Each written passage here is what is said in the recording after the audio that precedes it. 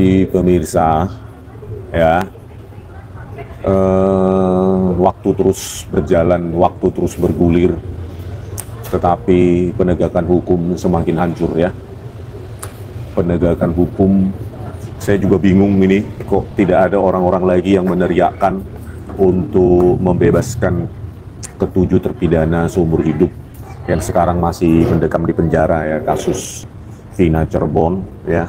Semua dulu seolah-olah, ya, saya pakai kata seolah-olah, ya, mendukung pada saat viral kemarin, ya, terus semua seolah-olah mendukung, mensupport, tetapi setelah PK-nya ini ditolak, kita move on dan kita lupa, ya, bahwa ada 7 nyawa manusia di lapas atau penjara Cirebon sana yang masih memerlukan suara kita, ya.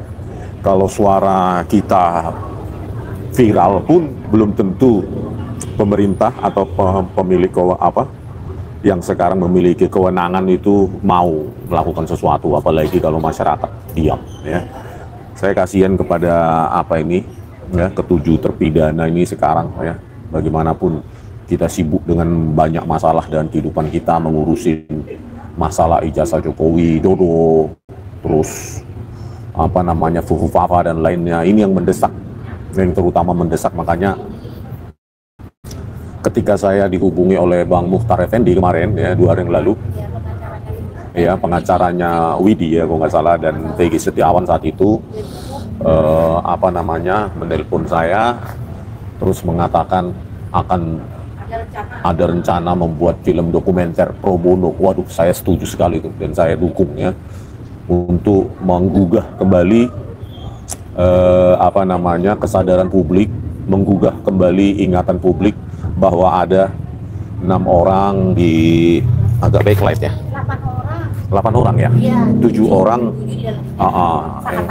yang 1 orang Sakatata udah keluar, ya. Masih ada 7 orang lagi di penjara, ya. Jadi ketika saya ditelepon oleh Bang Muchtar Effendi, wah, saya senang sekali dan menyambut, gitu loh.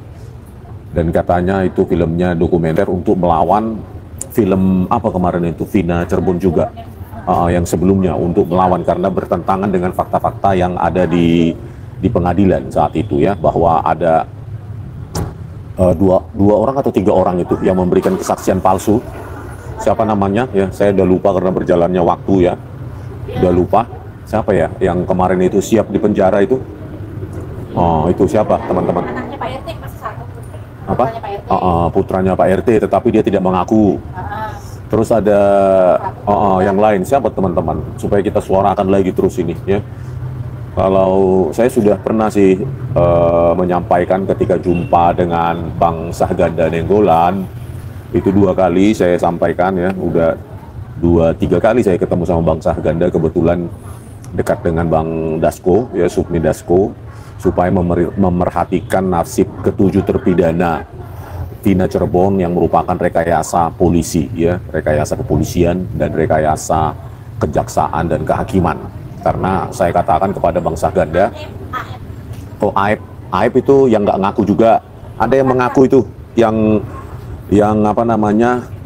Dede, satu lagi, Dede yang mengaku, ya, siap di penjara bahkan karena dia memberikan keterangan dusta, keterangan bohong yang mengkriminalkan ke-8 terpidana tersebut. Selain Dede siapa lagi? Ya, dan saya masih lupa ingat soalnya sudah berjalannya waktu, ya, udah hampir setahun, ya. Udah lebih Juli. Jadi ketika Bang Muchtar Effendi itu menghubungi saya, waduh, bagus banget, itu yang saya tunggu-tunggu. Dan saya katakan kalau bisa sebelum diadakan atau diselenggarakan film dokumenter tersebut, kalau bisa didokumentasikan, gitu loh. Kan belum ada buku yang menjelaskan tentang fakta-fakta di persidangan apa saja, gitu. Itu harusnya dibukukan, gitu, oleh para pengacaranya, sehingga nanti ketika film dokumenter itu muncul, ya, atau terbit, Nah, buku itu bisa menemani, bisa menjelaskan lebih detail gitu. Itu masukan saya sih kepada Bang Muhtar Effendi. Sehingga ini bisa menggugah kembali ingatan publik ya, karena ingatan publik ini di Indonesia ini cepat amnesia ya, bisa beralih isu cepat sekali ya. Kemarin isu ijazah Joko Widodo begitu memuncak setelah ada demo-demo, apalagi ada anarkis yang menyebabkan korban jiwa 10 orang, ya sudah teralihkan sekarang, perginya redup ya. Apalagi tentang nasib ketujuh terpidana yang masih seumur hidup di penjara ini ya, publik sudah bergeser perhatiannya, dan sekarang juga ekonomi sedang susah, jadi rakyat disibukkan dengan bertahan hidup ya, survival mode bertahan hidup semua kebanyakan rakyat Indonesia. Jadi terlupakanlah mereka-mereka ini ya, yang sekarang masih menumpukan harapannya. Kemarin ketika saya berjumpa dengan Bang Sahgan dan Nenggolan, sudah saya bilang ya, 3 kali saya ketemu Bang Sahgan dan Nenggolan. Pertama di Forum Keadilan TV, yang kedua di Kompas TV, yang ketiga di kantornya abang itu ya, beliau. Selalu saya ingatkan ke Bang Sahgan dan Nenggolan untuk mengingat, membuat tim pencari fakta sendiri untuk mereview gitu loh, mereview apa yang salah dengan kasus Vina Cirebon ini, yang mereka ini ditangkap sedemikian rupa, terus dilakukan penyiksaan oleh polisi-polisi seperti Ibtu Rudiana dan lainnya ya. Nanti gitu kita kupas terus ini untuk mengingatkan. Dan saya ada seseorang lah yang merupakan keluarga dari Pak Presiden Prabowo Subianto. Saya sudah ceritakan juga ini kepada salah seorang anggota keluarga lah Pak Prabowo Subianto ya, saya nggak bisa sebutkan saat ini, supaya menyampaikan hal ini kepada Pak Prabowo Subianto, bahwa di Cirebon ya ada 7 korban rekayasa penegakan hukum, di mana hasil digital forensik ekstraksi SMS ya pukul 22.14.10 itu komunikasi antara almarhumah Vina mau kepada Widi itu masih ada, bahkan hasil forensik itu dari digital forensik Polda Jabar, dan tidak dipakai dalam rekonstruksi maupun dalam persidangan untuk menjadi pertimbangan. Padahal kalau itu dipertimbangkan tentu Liga Akbar ya, Dede dan Liga Akbar. Liga Akbar, Dede sama Aep. Iya, tetapi Aep nggak sadar, masih bertahan. Tetapi Dede dan Liga Akbar sudah tobat. Mereka mengakui mereka memberikan kesaksian palsu saat itu ya. Jadi itulah, tadi sampai mana sih? Lupa gue, dipotong. Nah padahal kalau bukti forensik itu dihadirkan tentu bisa membebaskan mereka. Ya, inilah penegakan hukum di Indonesia. Bukti forensik yang bisa membebaskan mereka ini malah justru tidak dihadirkan di persidangan, saudara. Jadi ini bisa menimpa siapa saja kalau kondisi penegakan hukum di Indonesia itu hancur ya di zaman Joko Widodo tahun 2016 ini, tahun kedua Joko Widodo jadi presiden ya. Nah, biar kita ingatkan kembali ya kita ingatkan kembali ya ke 7 terpidana, 8 ya, 7 ya. Jaya dalam penjara. Jaya alias Kliwon, Supriyanto alias Kasdul. Kalau saya salah ini ya, ingatkan. Eka Sandi alias Tiwul, Hadi Saputra alias Bolang, Eko Ramadhani alias Koplak, Sudirman, ya, Rivaldi Aditya Wardana alias Ucil, Saka Tatal, pelaku di bawah umur, katanya mendapatkan hukuman 8 tahun penjara dan sekarang sudah bebas bersyarat ya. Nah, waktu bertemu dengan Bang Sahgan dan Nenggolan supaya disampaikanlah gitu lewat Bang Dasko, supaya dicari terobosan hukum bagaimana ini menyelesaikan ini ya. Kasihan ke-7 terpidana ya, apakah diberikan nanti terobosan hukum, direview lagi untuk PK kedua supaya dipertimbangkan digital forensik dari Polda Jabar itu yang bisa membebaskan mereka ya. Dan kita sangat sayangkan ya, makanya kita ingin Kapolri Listio Sigit Prabowo ini secepatnya untuk diganti, karena kemarin di kasus Vina Cirebon ini sempat berjanji akan dibuat setelah dibuat atau disusun tim sus yang terdiri dari Kabareskrim, propam dan lain-lain, tetapi hasilnya nol ya. Sampai sekarang tidak ada sama sekali hasilnya. Jadi kalau bisa ya secepatnya lah Pak Prabowo Subianto diganti Kapolri ini ya, yang nir prestasi ya, tanpa prestasi sama sekali. Pak Pasren, Kavi yang memberatkan saksi memberatkan. Oh, Pasren ya. ART Pasren, Kavi. Kavi. Iya. Kavi Pasren itu yang tetap memegang. Pak Pasren, Pak RT. Pak RT, Pak Pasren. Kavi itu putranya. Kavi ya, memberatkan. Terus Ya. yang masih tetap AEP 3 ya. Terus yang sudah mencabut keterangan palsunya adalah Liga Akbar dan Dede ya. Dan dan Dede siap bahkan untuk dipenjara ya kan. Untuk menebus kesalahannya, kebohongannya. Jadi begitulah saudara-saudara ya. Aduh, kita masih sedih ini penegakan hukum di Indonesia ini ya. Jadi masih begini-gini aja hukum di Indonesia ini. Jadi kalau kita nggak bersuara ya, kita sudah bersuara pun belum tentu didengarkan, apalagi kalau kita diam. Ya kan, kalau kita diam ya nggak tahu lagi ya. Oleh karena itu saya sambut baik ya telepon dari pemberitahuan dari Bang Muhtar Effendi, ada katanya seorang produser dari Jakarta yang ingin membuatkan film dokumenter secara pro bono. Saya dukung ya, tidak ada bayaran gitu ya kan, saya dukung banget itu.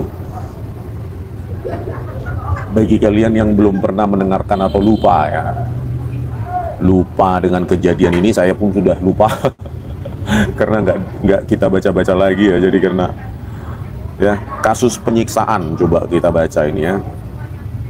Kasus penyiksaan terhadap 8 terpidana dalam kasus pembunuhan Vina Dewi Arsita alias Vina dan Muhammad Rizky Rudiana alias Eki di Cirebon telah menjadi sorotan publik dan menimbulkan keprihatinan mendalam. Pada 27 Agustus 2016 Eki dan Vina ditemukan ditemukan tewas di atas jembatan layang Kepompongan, Talun, Kabupaten Cirebon. Awalnya polisi menganggapnya sebagai kecelakaan lalu lintas, namun belakangan terungkap bahwa keduanya dibunuh secara keji oleh sekelompok geng motor, kata polisi akhirnya. Para pelaku kemudian membuang tubuh korban agar tampak seperti kecelakaan tunggal. Inilah yang dituduhkan kepada 8 terpidana tersebut. Apa?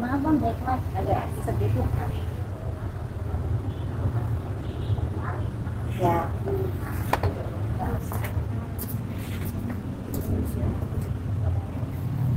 Udah.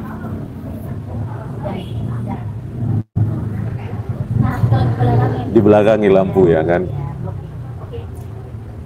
Setelah penyelidikan, polisi menangkap 8 orang yang diduga terlibat dalam pembunuhan tersebut. 7 diantaranya dijatuhi hukuman penjara seumur hidup. Sementara itu Saka Tatal yang masih di bawah umur saat kejadian dijatuhi 8 tahun penjara. Namun dalam proses penyidikan dan persidangan muncul dugaan bahwa para terpidana mengalami penyiksaan. Ya. Dan ini sudah diungkapkan oleh ke-8 terpidana tersebut di sidang PK kemarin ya, tahun lalu ya, sudah. Bulan berapa itu? Bulan 7 ya, Juli. Ya, tuh lupa kan. Yang oke. Namun dalam proses penyelidikan dan persidangan muncul dugaan bahwa para terpidana mengalami penyiksaan fisik dan psikologis yang berat oleh aparat kepolisian, termasuk oleh Ibtu Rudiana yang merupakan ayah dari salah satu korban Muhammad Rizky Rudiana.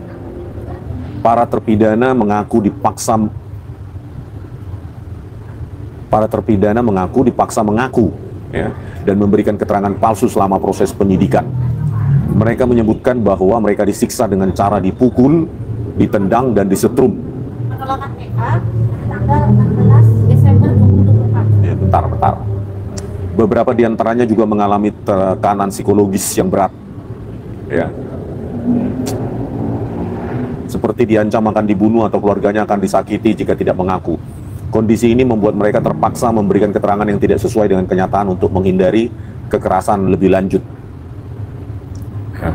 Sidang peninjauan kembali yang digelar di Pengadilan Negeri Cirebon pada 11 September 2024 menjadi momentum penting bagi para terpidana untuk mengungkapkan penderitaan yang mereka alami. Dalam sidang tersebut, mereka menghadirkan 15 saksi yang memberikan kesaksian mengenai penyiksaan yang terjadi. Selain itu, tim kuasa hukum dari Peradi juga melaporkan dugaan kesaksian palsu yang diberikan oleh Ibtu Rudiana kepada Bareskrim Polri. Lembaga Perlindungan Saksi dan Korban memberikan perlindungan kepada 7 terpidana tersebut, termasuk layanan pemenuhan hak prosedural, perlindungan fisik, dan rehabilitasi psikologis. LPSK juga memberikan pendampingan hukum untuk membantu mereka dalam proses hukum yang sedang berlangsung ya. Dugaan penyiksaan ini menimbulkan pertanyaan serius mengenai profesionalisme dan integritas aparat kepolisian dalam menangani kasus hukum. Ya, tetapi tetap aja ya Listio Sigit Prabowo itu tidak berkembang ya. Yang telah katanya membentuk tim khusus, tapi hasilnya sampai sekarang nihil. Terbiasa orang itu nggak bisa dipegang omongannya. Tindakan tersebut tidak hanya melanggar hak asasi manusia, tetapi juga merusak citra institusi kepolisian di mata publik. Oleh karena itu penting bagi aparat penegak hukum untuk menindaklanjuti laporan ini. Ya sudah dilaporkan tapi nggak ada ya. Memang begitulah kepolisian. Kalau rakyat kecil ya cuma memposting statusnya atau apanya di Instagram atau di media sosial langsung dianggap sumber penghasutan ya. Tetapi kalau kepolisian ya, dilaporkan dia melakukan penyiksaan yang nggak ada tindakan apapun.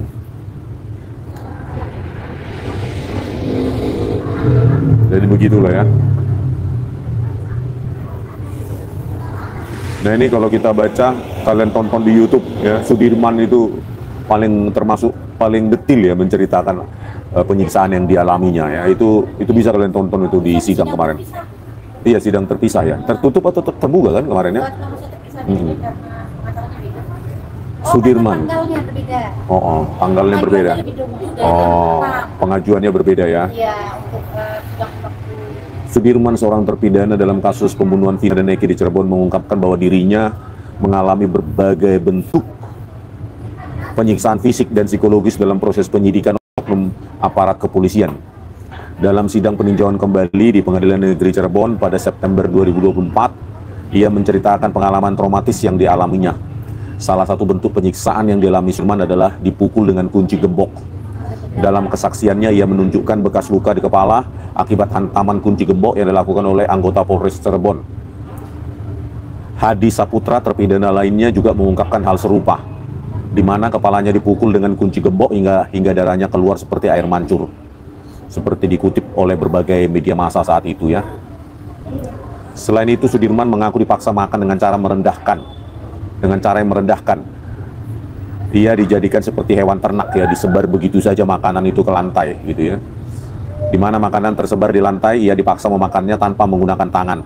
Tindakan ini menunjukkan perlakuan tidak manusiawi yang diterimanya selama proses penyidikan. Inilah Pak Prabowo Subianto yang perlu dibenahi, mohon dengan sangat untuk memberikan perhatian. Ini meskipun mereka berprofesi kebanyakan sebagai buruh, mereka juga anak manusia, anak bangsa Indonesia Pak ya. Berikanlah perhatianmu kepada mereka ini, Pak Prabowo Subianto. Saya sudah sampaikan kepada Bang Saganda Nenggolan supaya disampaikan kepada Pak Prabowo Subianto. Aduh, negara kita ini ya. Dalam sidang PK, Sudirman juga menunjukkan kondisi fisiknya yang lemah akibat penyiksaan tersebut. Ia kesulitan duduk lama karena rasa sakit pada bagian punggungnya yang retak akibat ditembak dengan peluru karet dan ditendang oleh oknum polisi. Ini oknum polisi ini kok nggak ada rasa manusia ya, merasa dia punya lencana, punya wewenang hukum, dianggapnya semua selain keluarganya itu seperti binatang. Ya, Ibtu Rudiana sekarang masih bebas. Katanya yang satu sudah meninggal. Siapa itu yang satunya itu? Ya. Sudirman kesulitan duduk lama karena rasa sakit pada bagian punggungnya yang retak akibat ditembak dengan peluru karet dan ditendang oleh oknum polisi. Kondisi ini terlihat jelas saat ia hadir di persidangan dan membuat majelis hakim bertanya mengenai kondisinya. Apa? Gugun Gumelar, meninggal 3 bulan lalu. Oh, Gugun Gumelar ya? Aibtu atau Aibda? Aibda. Gugun Gumelar sudah meninggal. Itu yang dikejar oleh ini ya? Oleh siapa itu? Jurnalis Kompas TV itu? Mantan Christian Grich ya? Lari dikejar dia naik motor ya kan? Kalau dia benar ngapain dia lari? Tapi sudah menerima apanya dia, karenanya kayaknya meninggal ya. Tapi belum dihukum ya. Jadi Ibtu Rudiana ya, perhatikan ini ya, masyarakat akan kita gugah untuk tidak percaya untuk tidak lupa, sehingga nanti ditulis buku dan dikonstruksi semua apa yang dialami, apa penyiksaan dan lainnya, dan itu kalau bisa dihadirkan ketika pemutaran film itu, ya, film tentang mereka.